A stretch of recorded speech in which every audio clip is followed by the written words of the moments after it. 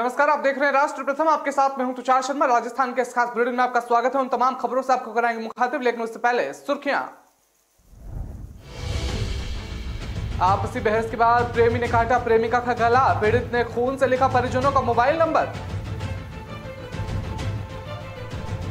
BJP नेता सतीश पूनिया ने धर्मांतरण को लेकर सीएम गहलोत पर उठाए सवाल, कहा राज्य सरकार दे रही संरक्षण। सर्जरी नहीं भी कराते तो भी उन्हीं से ही शादी करती, जेंडर चेंज कराने वाले टीचर से विवाह करने पर बोली छात्रा। आसमान में गरजे फाइटर प्लेन, जोधपुर में फ्रांस भारत वायुसेना ने किया संयुक्त युद्ध का अभ्यास।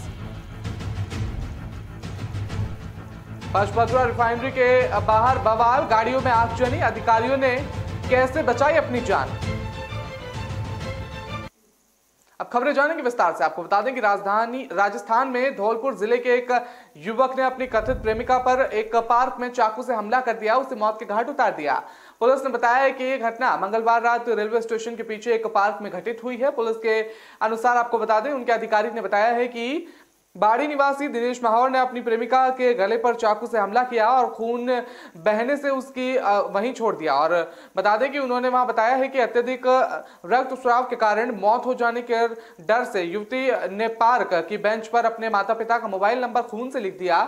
अधिकारी ने बताया कि महिला किसी तरह रेलवे स्टेशन के प्लेटफॉर्म के पास पहुंची, जहां रेलवे पुलिस बल के एक जवान ने उसकी मदद की और उसे अस्पताल में भर्ती कराया। पुलिस ने बताया कि युवती 1 महीने पहले दिनेश के साथ चली गई थी। उन्होंने बताया कि वो दिनेश के साथ रह रही थी, लेकिन उसके परिजन ने उसे जयपुर अपने घर लौटने के लिए दबाव बनाया हुआ था। पुलिस ने बताया कि दिनेश युवती को रेलवे स्टेशन पर छोड़कर गया था ताकि वो जयपुर के लिए ट्रेन पकड़ सके, और लेकिन युवती ने जाने से मना कर दिया। उन्होंने बताया कि इस पर दोनों के बीच बहस हुई और आरोपी ने गुस्से में आकर युवती पर चाकू से हमला कर दिया।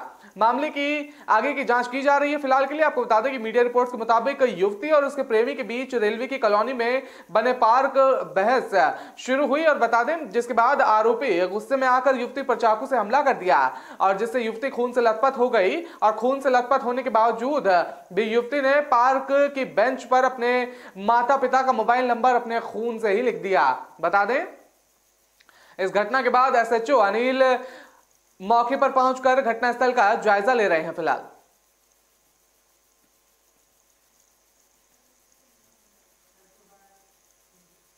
राजस्थान के जयपुर में हुए धर्मांतरण के मामले में बीजेपी प्रदेश अध्यक्ष सतीश पूनिया ने सरकार पर निशाना साधा।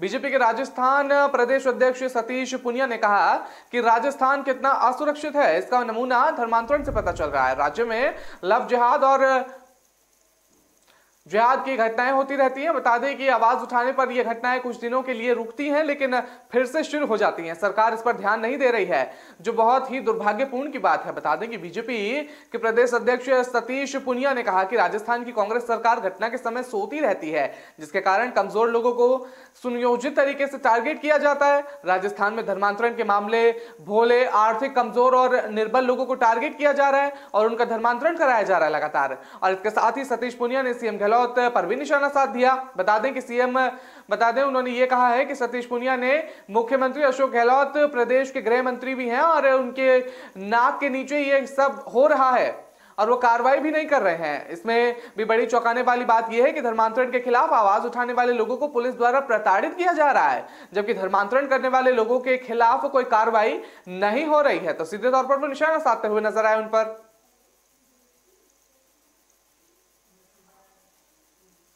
राजस्थान के भरतपुर जिले में एक महिला फिजिकल टीचर ने छात्रा से प्यार हो गया और इसके बाद उसने अपना जेंडर चेंज करा लिया और लड़की से लड़का बनकर स्कूल की छात्रा से शादी कर ली। फिजिकल टीचर मीरा डी उपखंड में मोती का नगला के राजकीय माध्यमिक विद्यालय में कार्यरत थी। दुल्हन कल्पना ने बताया है कि मेरे स्कूल में फिजिकल टीचर थी मीरा, जिन्होंने मुझे 10वीं कक्षा से ही खेल सिखाया। मेरी खेल कबड्डी है और आज मैं जो भी हूं मेरे पति बने आरव की वजह से हूं। तो ये छात्रा की तरफ से बात सामने आ रही है। बता दें कि कल्पना का कहना है कि वो शुरू से ही इनको चाहती थी और अगर ये अपनी सर्जरी नहीं भी कराता तो भी वो उससे ही शादी करने वाली थी। बता दें आपको ये बात हमारे दिमाग में भी थी और लोग क्या कहेंगे इसको लेकर गुरु और शिष्य थे और गुरु ने शिष्य से शादी कर ली और इसके लिए अपने परिवार वालों से बात की और परिवार वाले राजी हो गए। बता दें कि उसके पति ने अपना जेंडर चेंज करा लिया और वो लड़का बन गया।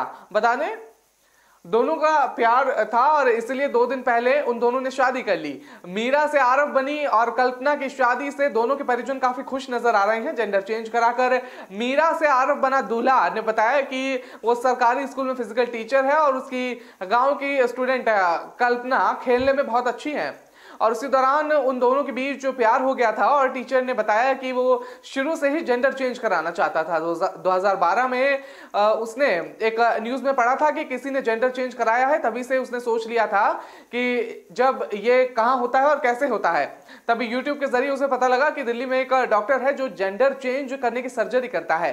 तो वो वहां चला गया और अपना इलाज करा लिया उसने। और बता दें कि 2019 से इलाज शुरू हुआ था और लास्ट में जो लास्ट सर्जरी थी 2021 की वो खत्म हुई है। और बता दें वो लड़की के रूप में पैदा हुई, मगर उसे लगता था कि वो लड़की ना होकर लड़का है, इसीलिए उसने अपना जेंडर चेंज करा लिया और अपने स्टूडेंट कल्पना के साथ 2 दिन पहले शादी कर ली। और अब उसके परिवार के लोग जो है वो लगातार खुश नजर आ रहे हैं शादी को लेकर।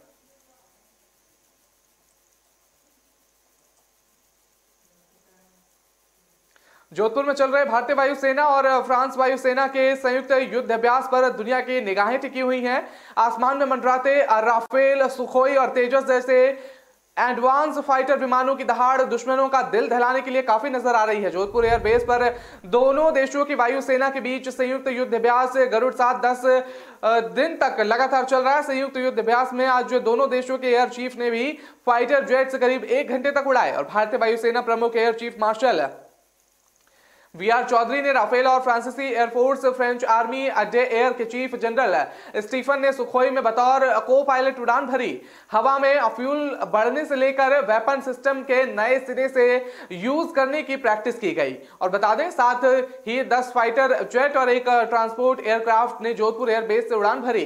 फाइटर जेट हवा में प्रैक्टिस करते ही ट्रांसपोर्ट एयरक्राफ्ट ने हवा में विमानों को फ्यूल भरने की प्रैक्टिस की। और संयुक्त युद्ध अभ्यास में दोनों देशों के पायलट अनुभवों को एक दूसरे से शेयर करें। और पहले भी जोधपुर एयरबेस पर गरुड़ युद्ध अभ्यास में दोनों देशों के चीफ एक दूसरे से फाइटर जेट उड़ा चुके हैं। साल 2014 में गरुड़ युद्ध अभ्यास में 5वें संस्करण में भारतीय वायुसेना के तत्कालीन चीफ अरूप राहा और फ्रांसीसी चीफ डेनिस ने उड़ान भरी थी। इस दौरान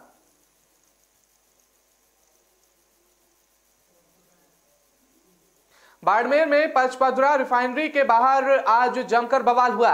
बदमाशों ने 3 राउंड हवाई फायरिंग कर सनसनी फैला दी। प्रदर्शनकारियों और अधिकारियों पर गाड़ियां चढ़ाकर कुचलने का प्रयास किया गया। उन्होंने मौके से भागकर जान बचाई। गेट नंबर 3 पर रोजगार की मांग के लिए लोगों का शांतिपूर्वक प्रदर्शन चल रहा था। मौके पर पहुंचे हमलावरों ने 2 बोलेरो कैंपर को लाठियों से ताबड़तोड़ कर आग के हवाले कर दिया। बता दें कि हंगामा कर रहे बदमाशों ने मुंह को ढक लिया और घटना को अंजाम देकर अज्ञात हमलावर मौके से फरार हो गए। पचपदरा में रिफाइनरी का कार्य निर्माणाधीन है और बाहरी कंपनी HPCL रिफाइनरी के काम कर रही है और रिफाइनरी में रोजगार पाने के लिए स्थानीय लोग अथक प्रयास कर रहे हैं। लगातार बार-बार मांग के बावजूद रोजगार का समाधान नहीं निकल रहा और स्थानीय लोगों का सुबह 11 बजे पचपदरा रिफाइनरी के गेट नंबर 3 पर शांतिपूर्वक धरना चल रहा था और प्रदर्शनकारी तहसीलदार को बुलाने की मांग पर अड़े हुए थे। करीब 12 बजे तहसीलदार इमरान खान और सरपंच डालू राम मौके पर पहुंच गए वहां पर। और बता दें आपको तभी काले शीशे वाले करीब 7 बुलेरो गाड़ियों में बदमाश सवार होकर आए। उन्होंने अधिकारियों और प्रदर्शनकारियों को कुचलने का प्रयास किया। और एसएसपी नितेश आर्य ने बताया कि पचपदरा रिफाइनरी के गेट नंबर 3 पर तहसीलदार एक पक्ष का ज्ञापन तो ले रहे थे। इसी दौरान 7 गाड़ियों में सवार होकर आए बदमाशों ने प्रदर्शनकारी पर गाड़ी चढ़ाने का प्रयास कर दिया उस दौरान। और घटना के बाद अधिकारी और प्रदर्शनकारी आपस में भिड़ गए। पत्थरबाजी, तोड़फोड़, आगजनी और मारपीट भी की गई। उस दौरान हमलावरों ने 2 कैंपर गाड़ियों को लाठियों से धावा बोलकर आग के हवाले कर दिया। घटना के जिम्मेदार आरोपियों की पहचान फिलहाल की जा रही है। अभी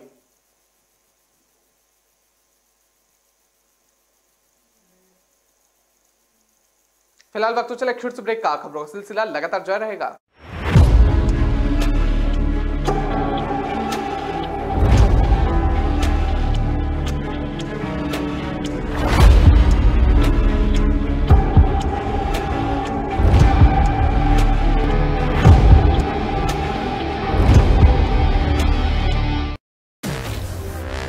रात के 2 बजे, दिन के 12 बज गए।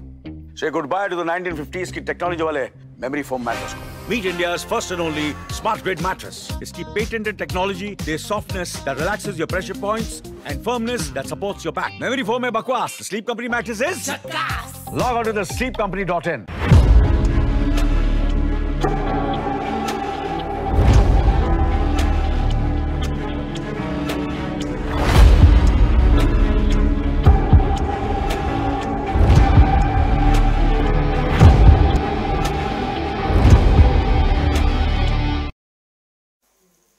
में आपका स्वागत। शुरू करते हैं अगली खबर का। आपको बता दें कि राजस्थान में अगले साल होने वाले विधानसभा चुनाव से पहले कांग्रेस बिखरती नजर आ रही है। मुख्यमंत्री अशोक गहलोत और पूर्व प्रदेश अध्यक्ष सचिन पायलट के बीच मचा घमासान अब उनके समर्थक विधायक प्रियंका मंत्रियों तक भी देखने को मिल रहा है। सूबे की सियासत का आलम यह है कि गहलोत सरकार के मंत्री ही सीएम को टारगेट करने में लगे हुए हैं। प्रदेश में एसीआर विवाद के बाद अब मंत्री राजेंद्र गुड़ा का बड़ा बयान सामने आया है। पायलट समर्थक गुड़ा ने सीएम गहलोत पर गंभीर आरोप लगा दिए। सैनिक कल्याण मंत्री राजेंद्र गुड़ा ने बताया है कि सीएम अशोक गहलोत पर निशाना साधते हुए उन्होंने कहा है कि प्रदेश में डीजी की नियुक्ति से लेकर कांस्टेबल तक का तबादला भी सीएम खुद कर रहे हैं। सीएम ही डीजीपी की नियुक्ति कर रहे हैं और वही कांस्टेबल का ट्रांसफर कर रहे हैं। मंत्रियों को कांस्टेबल का ट्रांसफर करवाने के लिए भी सीएमआर जाना पड़ता है। बता दें कि प्रदेश के मंत्री सामने भले ही ना बोल पाते हो, लेकिन अंदर खाने भी सभी इस बात पर रोते हैं। बता दें कि मंत्री गुड़ा ने आरोप लगाया है कि सीएम गहलोत कांग्रेस की रीति नीति से अलग काम कर रहे हैं। राजस्थान में राहुल गांधी की सोच के विपरीत काम हो रहा है। राहुल गांधी केंद्र सरकार पर पावर सेंट्रलाइज करने का आरोप लगाते हैं, जबकि राजस्थान में सब कुछ सेंट्रलाइज है।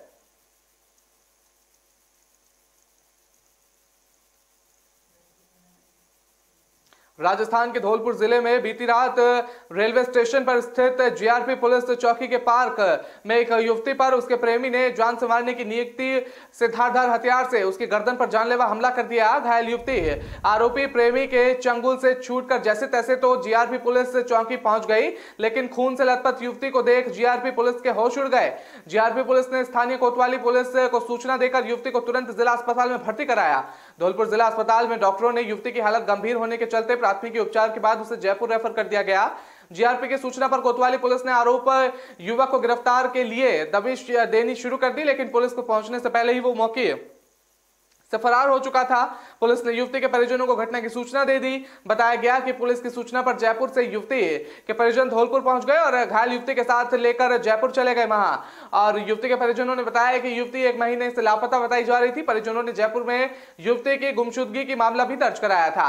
घायल युवती ने रेलवे स्टेशन और रेलवे जीआरपी पुलिस द्वारा लिए गए बयानों के मुताबिक, आपको बता दें, उसमें बताया जा रहा है कि अनजाने में लगे एक कॉल की वजह से उसे बाड़ी के रहने वाले दिनेश नाम के एक युवक से प्यार हो गया। प्यार होने के बाद युवती अपनी प्रेमी के साथ 1 महीने पहले जयपुर से भागकर उसके घर बाड़ी आ गई और प्रेमी युवक ने युवती को 1 महीने तक अपने घर बाड़ी में अपने साथ रखा।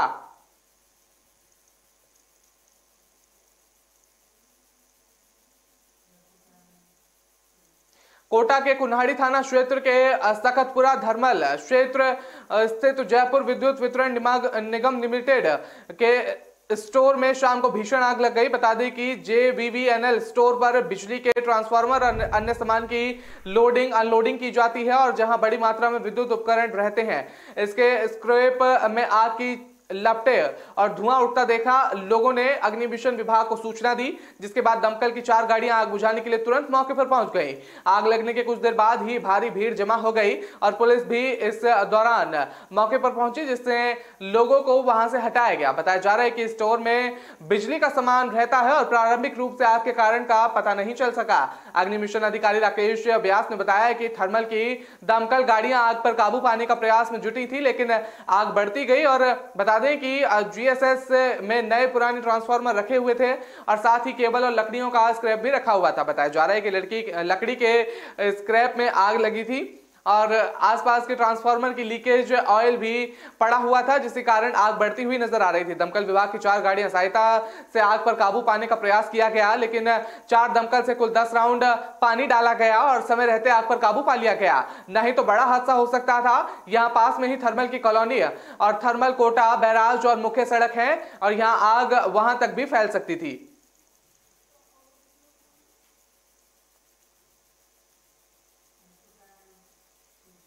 बारां की कोर्ट ने 5 साल पहले पति की हत्या मामले में कड़ा फैसला सुनाया है। आरोप साबित होने पर छावड़ा एडीजी प्रति नायक ने पत्नी और प्रेमी को आजीवन कारावास की सजा सुनाई और 25,000 रुपए का दंड भी लगाया है। बता दें कि एसपी रईस अहमद खान ने बताया कि निर्मल मानव की शादी मई 2017 में कृष्णा कुमार मालव की बेटी सीमा के साथ हुई थी। निर्मल मानव छिपा बरोड़ थाना क्षेत्र के खजूरिया गांव निवासी राम कल्याण मालव का बेटा है। बता दें कि शादी के 2-3 दिन बाद निर्मल मालव सीए की पढ़ाई करने जयपुर चला गया और सीमा पीहर आ गई। निर्मल मालव के साथ शादी होने पर सीमा खुश नहीं थी। सीमा का प्रेम प्रसंग रिश्तेदार सुरेंद्र के साथ पिछले 3 से 4 साल में चल रहा था। सुरेंद्र निवासी भंवरलाल मालव का बेटा बताया जा रहा है। सीमा ने प्रेम प्रसंग मिलकर निर्मल की हत्या की साजिश रची और पति को सरप्राइज देने के लिए जयपुर में खजूरिया गांव बुलवाया। और बता दें कि खजूरिया आए पति को पत्नी ने 28 जुलाई 2017 की रात लगभग 12 बजे 3 बार फोन कर गांव के स्कूल में बुलवाया। सरप्राइज देने के बहाने सीमा ने पति की आंखों पर शॉल और हाथ पांव पर पट्टी बांध दी और स्कूल में छिपकर बैठे प्रेमी सुरेंद्र और सीमा ने निर्मल के गला दबाकर हत्या कर दी। हत्या के बाद शव को स्कूल के बरामदे में लेटा दिया और पुलिस ने पिता की रिपोर्ट पर हत्या का मामला दर्ज कर लिया और जांच में अपराध ग्रामीण और प्रमाणित होने पर दोनों आरोपियों को चालान और के साथ न्यायालय में पेश किया गया। बता दें कि एडीजी ने दोनों को दोषी पाते हुए आजीवन कारावास की सजा से दंडित किया। पुलिस ने हत्याकांड की गुत्थी सुलझाने में मोबाइल कॉल डिटेल की मदद ली थी।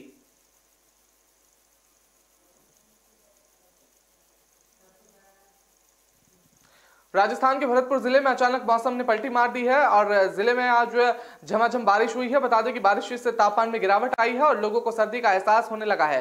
वहीं बरसात होने के कारण आपको बता दें कि किसानों के माथे पर चिंता की लकीरें देखी जा रही थी, क्योंकि अक्टूबर के महीने में भी विदाई लेते हुए मानसून की जोरदार बारिश सामने आई थी और जिससे खेतों और कॉलोनियों में बरसात का पानी भी भर गया और खेतों में जलभराव से किसानों की सरसों की बुआई लेट हुई। और बताया जा रहा है कि राजस्थान के भरतपुर जिले में सरसों की बुआई 15 अक्टूबर तक हो जाती है, लेकिन इस बार सरसों की बुआई काफी लेट हुई है और बरसात का पानी अभी शहर की कॉलोनियों से निकला भी नहीं है और भरतपुर जिले में अभी सरसों और गेहूं की बुआई की पूरी तरीके से नहीं हुई है। किसान अब खेत में बुआई करते नजर आते, लेकिन बेमौसम की बरसात से किसानों के चेहरे पर चिंता नजर आ रही है।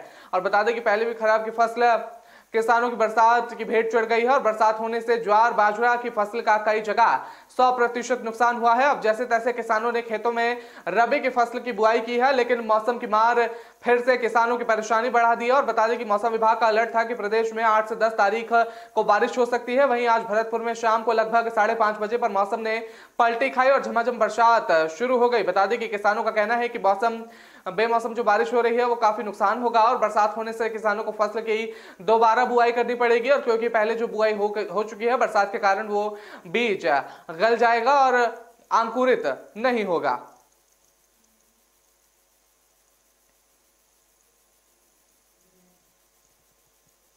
फिलहाल वक्त तो चला एक छोटे से ब्रेक का। खबरों का सिलसिला लगातार जारी रहेगा।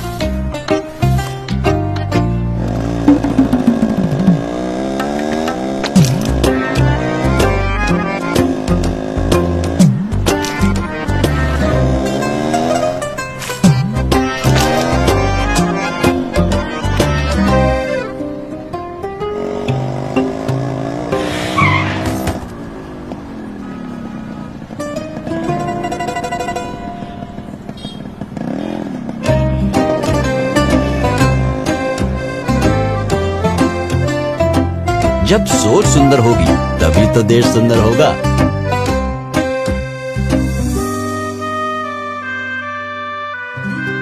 JSW Paints, think beautiful।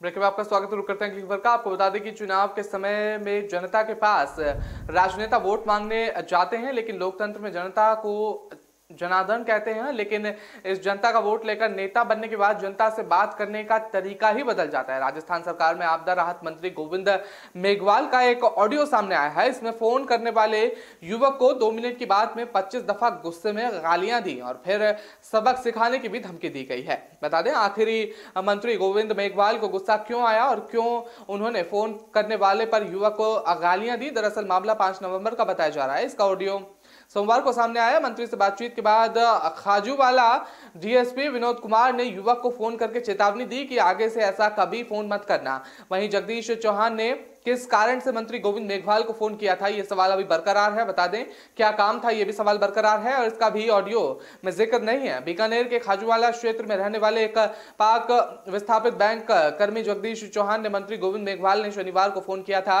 युवक की बातचीत के तरीके से मंत्री मेघवाल नाराज हो गए और उसे जमकर गालियां दी। युवक ने भी आखिर में मंत्री को गाली देनी स्टार्ट कर दी और ऑडियो में मंत्री मेघवाल गुस्से में गालियां देते सुनाई दे रहे हैं। आखिर में एक जगह फोन करने वाले युवक ने मंत्री को चैलेंज करते हुए गाली दी और गाली के आधार पर ही पुलिस ने उसे फोन करके पूछताछ की। वहीं इस ऑडियो के सामने आने के बाद जगदीश का फोन बंद आ रहा है। फिलहाल आपको बता दें युवक पाक विस्थापित है और राजसमंद के नाथ द्वार में बैंक के असिस्टेंट के तौर पर काम करता है।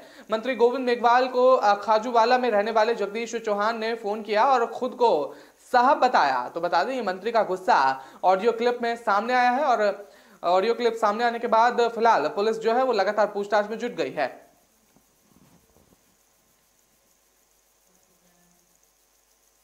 जोधपुर सूरसागर क्षेत्र में भोमियाजुआ की घाटी सूरज का बोरा स्थित कच्ची बस्ती में पानी भरने का लेकर एक विवाद के चलते एक दलित युवक पर 3 युवकों ने सरिये से हमला कर दिया, उसकी हत्या कर दी। इस घटना के बाद पुलिस ने शव को महात्मा गांधी अस्पताल में रखवाया। वहीं 3 आरोपी युवक को हिरासत में लेकर उनसे पूछताछ की जा रही है।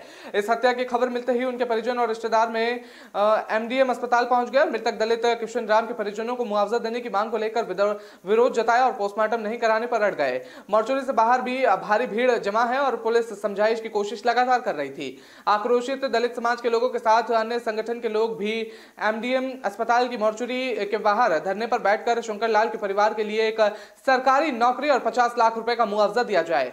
मुआवजा ना मिलने पर आने वाले दिनों में विरोध प्रदर्शन और बढ़ेगा और साथ ही जोधपुर को बंद भी करवाएंगे और इस जगह भी दल को राजनीति नहीं करने देंगे। और बता दें कि जोधपुर पुलिस कमिश्नर वेस्ट के एडीसीपी हरफुल चाट ने बताया है कि सूरज की बोरा स्थित कच्ची बस्ती में रहने वाले 45 साल के किशन राम का पड़ोस में रहने वाले शकील, बबलू और एक अन्य युवक ने सरकारी ट्यूबवेल से पानी भरने को लेकर झगड़ा हो गया था, जिसके चलते पूरा विवाद सामने आया है और उसे एक खौफनाक सजा जो है वो दी गई है। तो बता दें सभी ने वहां पर धरना प्रदर्शन किया बैठकर। फिलहाल पुलिस लगातार समझाइश कर रही थी उनके लेकर।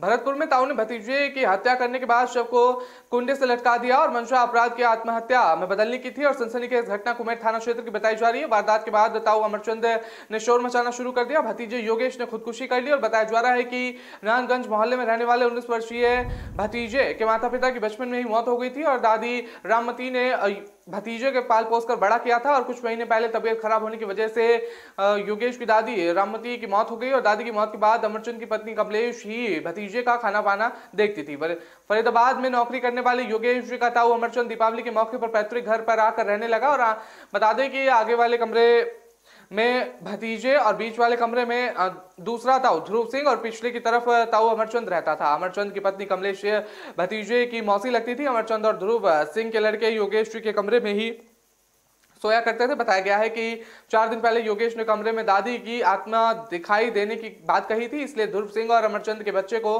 कमरे में नहीं सुलाता था। योगेश ने ताऊ ध्रुव और अमरचंद के बच्चे के 4 कमरे से निकाल दिया और झगड़ा करने लगा। बता दें कि 4 नवंबर की रात ताऊ के लड़के घर के चबूतरे पर सो रहे थे। इसी बीच योगेश रात को ही झगड़ा करने लगा और अपने घर जाकर सोने को कहने लगा। झगड़े में ध्रुव सिंह के बेटे और अमरचंद ने योगेश के गले पर चाकू से वार कर दिया।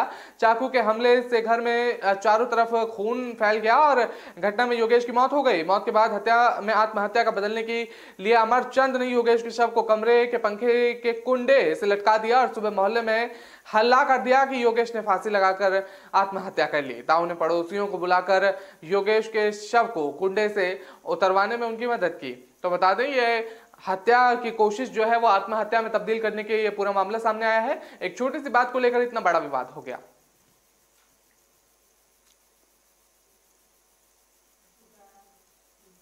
कोटा के बहुचर्चित उपेक्षा ग्रुप चिटफंड ठगी मामले में कार्रवाई जारी है और बता दें कि एसआईटी की टीम गुजरात के सूरत से एक और आरोपी को पकड़ा है और पुलिस उप निरीक्षक और एसआईटी टीम प्रभारी अमर सिंह राठौड़ ने बताया है कि डॉक्टर नईम अफजल उपेक्षा ग्रुप और एसआईटी का काम संभालते हैं और सीएमडी मुरली मनोहर नामदेव के कहे अनुसार उपेक्षा ग्रुप चिटफंड कंपनी लुभाने और ऑफर का झांसा देकर लोगों को ग्राहक बनाती थी। उपेक्षा ग्रुप में नई स्कीम के तैयार करने वाला एक नई अफजल लंबे समय से फरारी काट रहा था। आरोपी सूरत के जहांगीरपुरी इलाके के किराए में रह रहा था, जहां प्राइवेट क्लिनिक पर वो काम करता था। एसआईटी की टीम ने 5 दिन तक आरोपी को सूरत में तलाश किया। डॉक्टर नईम गिरफ्तारी पर 27 सितंबर को एसपी सिटी ने 5000 का इनाम घोषित किया था। एसआईटी की टीम अब तक एक महिला समेत 13 लोगों को गिरफ्तार कर चुकी है। गिरफ्तार लोगों में 3 सरकारी कर्मचारी पत्नी के नाम से उपेक्षा ग्रुप में डीएम डायरेक्टर का कामकाज देख रहे थे। और बता दें कि चिटफंड कंपनी लोगों को अमीर बनाने का साजबाज दिखाती थी और उपेक्षा ग्रुप चिटफंड कंपनी के खिलाफ अलग अलग थानों में करीब 106 एफआईआर दर्ज की हुई थी। अनुमान के मुताबिक चिटफंड कंपनी ने कोटा, बूंदी, बारा, झालवाड़ा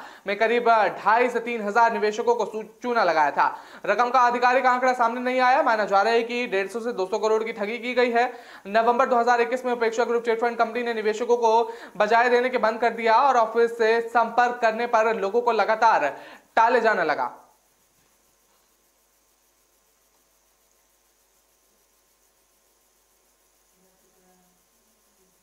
राजस्थान में इनकम टैक्स की ओर से बीकानेर, जोधपुर और नोखा में सट्टेबाजों के 3 ग्रुप के कई ठिकानों पर इनकम टैक्स की छापेमारी कार्रवाई की गई है। इस जांच में विभाग ने 100 करोड़ से ज्यादा अघोषित संपत्ति के दस्तावेज जब्त किए हैं। बता दें कि कार्रवाई करते हुए यहां विभाग ने आयकर छापों में बड़े पैमाने पर काली कमाई का खुलासा किया है।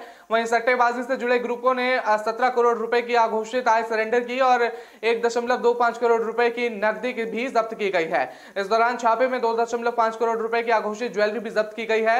छापे में कुल 15 अघोषित लॉकर्स का खुलासा हुआ है। वहीं अभी भी कई लॉकर्स पर कार्रवाई होनी बाकी है।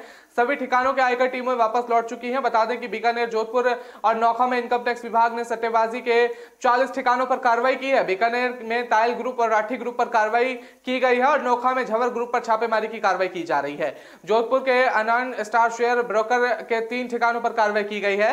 इस दौरान 3 ग्रुपों से सट्टेबाजी, नगद लेनदेन, बेनामी संपत्ति से जुड़े दस्तावेज बरामद किए गए थे।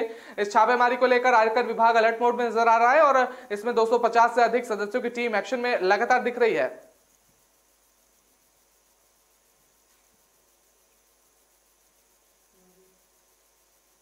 तो फिलहाल इस बुलेटिन में इतने, मुझे दीजिए इजाजत। नमस्कार।